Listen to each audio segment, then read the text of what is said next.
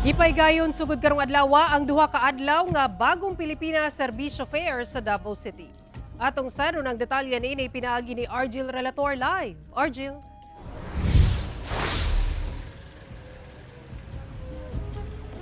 Sara, nasa 1.2 billion pesos nga kantidad sa nagkadaiyang programa o serbisyo ang gihanyag sa mga ahensya sa gobyerno ato sa gipaygayon karong adlaw nga bagong Pilipinas Serbisyo Fair sa pakig-alayon sa Mindanao Development Authority.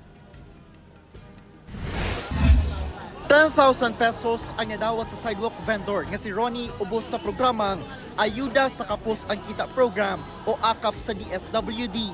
Dakong tabang matud pa kini nga pandugang kapital sa iyang gamay negosyo. Papasalamat kami sa Panginoon na may mga opportunity na ganito na dumating dito sa amin, lalo na yung binigay sa government natin na tulong. Usa siya sa 250,000 nga Davaoenyo nga target mahimong benepisyaryo sa 57 kamang programa ug serbisyo nga hatod sa 38 ka ahensya sa gobyerno. Gipahigayon sa Davao City ang duha ka adlaw nga bagong Pilipinas Serbisyo Fair sa pakig-alayon sa Mindanao, serbisyo para sa Mindanao Development Authority. Kini na ang ikatulo nga BPSF sa Davao Region. Ana sa 200 ka district o party list representatives ang mitambong sa opening program aron ipakita ang ilang suporta sa programa.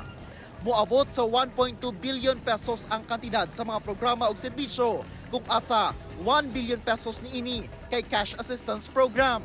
A government that is always ready to serve for a common goal ang makapagbigay ng mabilis at maayos na pamamahala tungo sa isang masaya at maginhawang bagong Pilipinas. Yun ang utos talaga ng ating mahal na Presidente na ibaba ang gobyerno sa taong bayan.